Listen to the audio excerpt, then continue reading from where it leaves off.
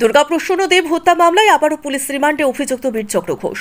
14 দিনের জেল হাজতে পাঠানো হয়েছে অপর দুই অভিযুক্ত প্রদ্যুৎ কুমার ধর এবং সুস্মিতা সরকারকে।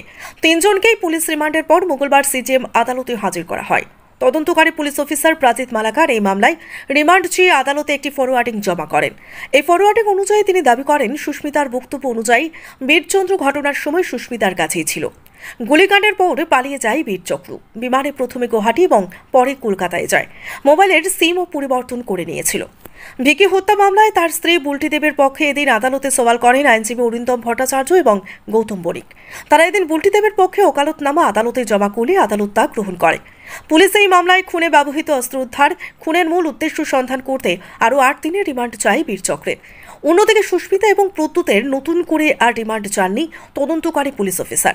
এই মামলায় পুলিশ একটি কেস ডায়েরিও সিজিএম সৈকত দাসের কোর্টে হাজির করে।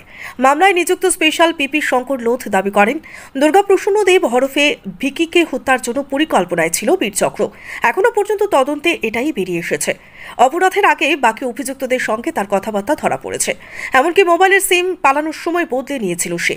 অন্যদিকে সুস্মিতা এবং প্রদ্যুতের জামিন চেয়েছিলেন ডিফেন্স কাউন্সিলের আইনজীবীরা। এই মামলায় অভিযুক্ত বীরচক্র ঘোষের আইনজীবী সম্রাট কর ভৌমিক পুলিশের দেওয়া নোটিশ নিয়ে সওয়াল করেছেন। দুজনকে প্রডিউস করা হয়েছিল। বীরচক্র ঘোষ, ওকে আমরা প্রেয়ার করেছিলাম 8 দিনের পুলিশ রিমান্ড, কোর্ট 6 দিনের দিয়েছে পুলিশ রিমান্ড। আর সুস্মিতা সরকার এবং প্রদ্যুৎ ধর চৌধুরীকে আমরা জেসি প্রেয়ার করেছি, কোর্ট জেসি গ্রান্ট করেছে ফর ফোর্টনাইট।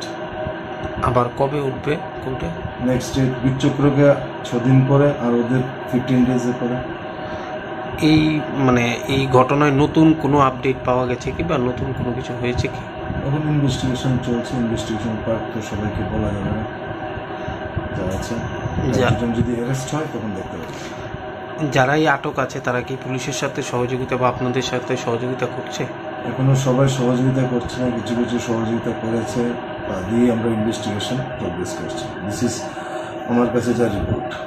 আচ্ছা, আপনি বলেছিলেন স্যার ওই যে ডিবিআর, যেটা সিসি ক্যামেরা ডিবিআর, এটা সম্পর্কে কোনো আপডেট হয়েছে কি? এটা নিয়ে আজকে সম্রাট কর ভৌমিক, ম্যানেজ সিনিয়র অ্যাডভোকেট, উনি একটা অ্যাপ্লিকেশন করেছিলেন 91-এ। ওনাকে যেটা দেওয়া হয়েছে তার জন্য সেফগার্ড দেওয়া হয়। এখনও অর্ডারের কপিটা আমি পাইনি, বা কী অর্ডার হয়েছে এ ব্যাপারে ডিটেলসটা আমার কাছে কোনো আসেনি। জাস্ট এতটুকুই মেসেজ এসেছে রিমান্ডেডটা, ওদের এটা ডিটেলস আসেনি, তাই আমি এখন কিছু বলতে পারছি না। নিয়ে হিয়ারিং হয়েছে, এতটুকু। আগরতলা থেকে প্রবীর দেববর্মা রিপোর্ট, সত্যের খোঁজে 24 ঘন্টা।